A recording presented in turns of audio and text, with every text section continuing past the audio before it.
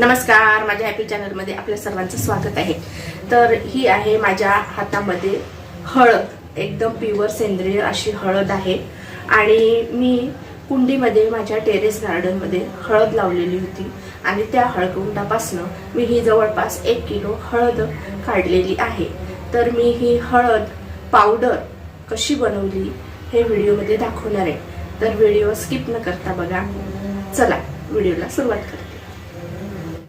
मागच्या व्हिडिओमध्ये मी हळद कशी काढली आहे कुंडीतून ती दाखवलेली आहे आणि किती हळद निघालेली होती, कशा प्रकारे आम्ही ती हळद टेरेस गार्डनवरून कुंडीमधून काढलेली आहे ते दाखवलेलं आहे। आणि आता तीच ही हळद आहे आणि याला आता कशी प्रक्रिया करून मी पावडर बनवणार ते बघा। तर सुरुवातीला काय केलं, एक मोठ्या पातेल्यामध्ये मी पाणी घेतलेलं आहे आणि माझी हळद ही भरपूर आहे, तर मला वाटतं एवढ्या पाण्यामध्ये ती होणार नाही, ती 2 ते 3 वेळेस मला उकळून घ्यावी लागेल। तर मी हे पातेलं गॅसवर ठेवलेलं आहे आणि आता हे झाकण ठेवून घेते। गॅस फुल आहे आणि ही एकदम छान याला उकळी येईपर्यंत पाणी तापवून घेते। पाण्याला थोड्याच वेळात छान उकळी आलेली आहे व्यवस्थित। आता ह्या उकळलेल्या पाण्यामध्ये मला जमेल तेवढी हळद मी टाकून घेते।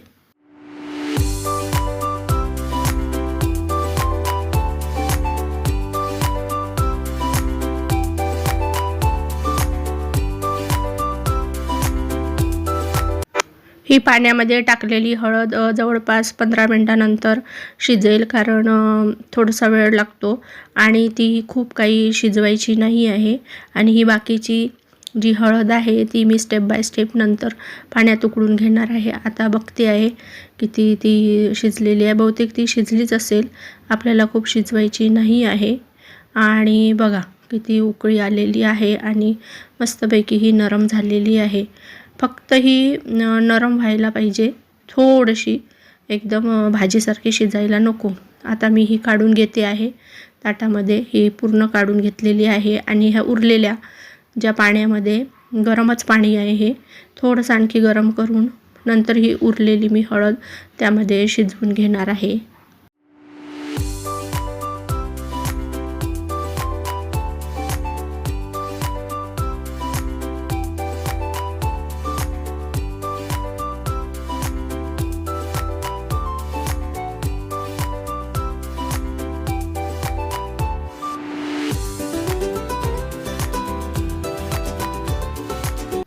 दुसऱ्यांदा टाकलेली पातेल्यामध्ये हळद शिजेपर्यंत आधी जी हळद मी शिजवून ठेवलेली होती त्याचं मी काय करते बघा। तर ही आता थोडं फार गार झालेली आहे, तर हिला गोल गोल चकत्यांमध्ये कापून घेते, म्हणजे काय होतं वाळायला ती सोपी जाते। अशा प्रकारे ही मी छान मस्तपैकी कापून घेत आहे। बघा किती सुंदर कलर आला आहे, कॅमेऱ्यामध्ये दिसत नसेल एवढा डार्क कलर आलेला आहे। आणि आता हे करता करताच माझे हात पण इतके पिवळे होणार आहे। बाहेरच्या हळदीमध्ये तर कलर असतो आणि ह्या हळदीचा एकदम ओरिजिनल असा कलर आहे। खूप छान पद्धतीने ही झालेली आहे माझी हळद। आणि आता बघा ह्या चकत्या मी करून इथे ठेवत आहे। दुसऱ्या वेळेस टाकलेली जी हळद होती ती पण मस्तपैकी शिजलेली आहे आणि ती पण आता काढून घेते आणि मी ह्या हळदीचे तुकडे करून घेतले। ह्या प्रमाणात हे तुकडे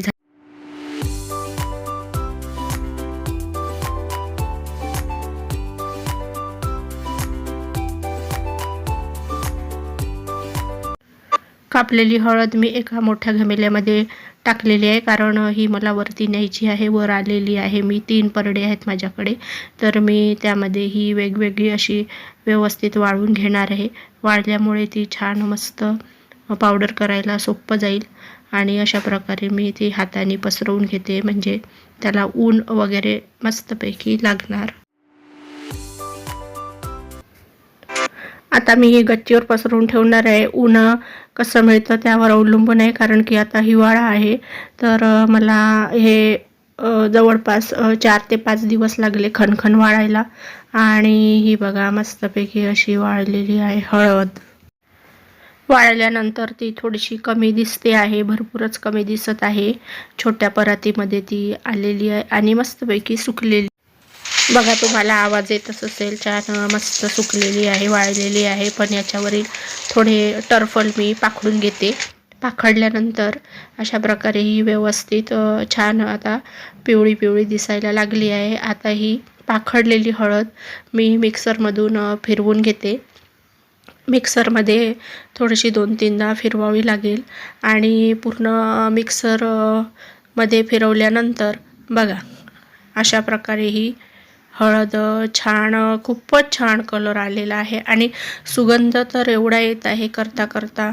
विकतच्या हळदीला नसतो इतका सुगंध, एवढा मस्त सुगंध सुटलेला आहे. आणि ही इथं माझी ही दळून झालेली आहे. आता परत मला थोडी थोडी थोडी थोडी करून मी हळद ही दळून घेते.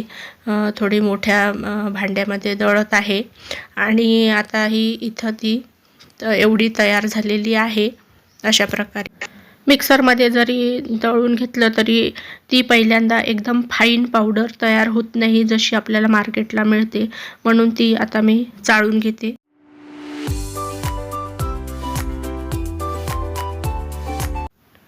हळद चाळल्यानंतर अशी फाईन पावडर मिळालेली आहे, पण थोडीशी चाळणीमध्ये ती जाड राहिलेलीच आहे. एकदाच चाळल्याने होणार नाही. तर ही जी आहे चाळलेली हळद मी परत मिक्सरमधून काढणार आहे. अशी तर फाईन पावडर मिळालेली आहेच आपल्याला, ही वाटक्यामध्ये दिसत आहे तुम्हाला. एकदम मस्त विकतची मार्केटसारखी फाईन झालेली आहे. पण जी चाळणीमध्ये होती ना, ती परत मला मिक्सरमधून फिरवावी लागेल.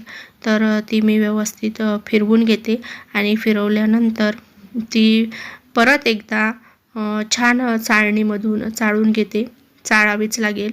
बघूया कुठपर्यंत ती फाईन पावडर मिळते तोपर्यंत चाळून घेते.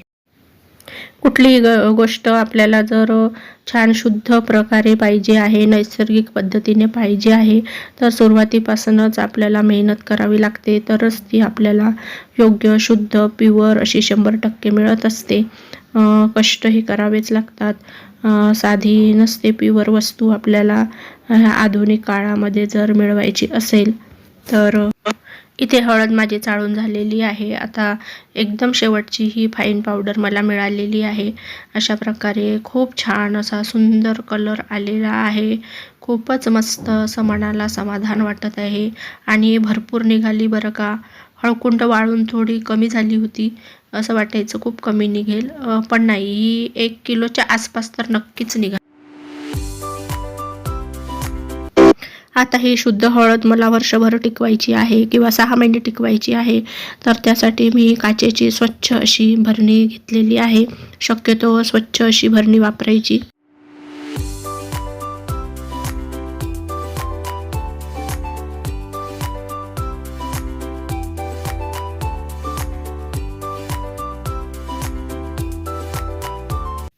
माझ्या टेरेस गार्डनमधून कुंडीतून निघालेल्या हळदीच्या झाडापासून जी हळद निघाली त्याची ही पावडर तयार झालेली आहे. माझा हा व्हिडिओ तुम्हाला नक्कीच आवडला असेल तर व्हिडिओला लाईक करा. नवीन असाल तर आठवणीने सबस्क्राईब करा आणि छान छान कमेंट करा. बाय.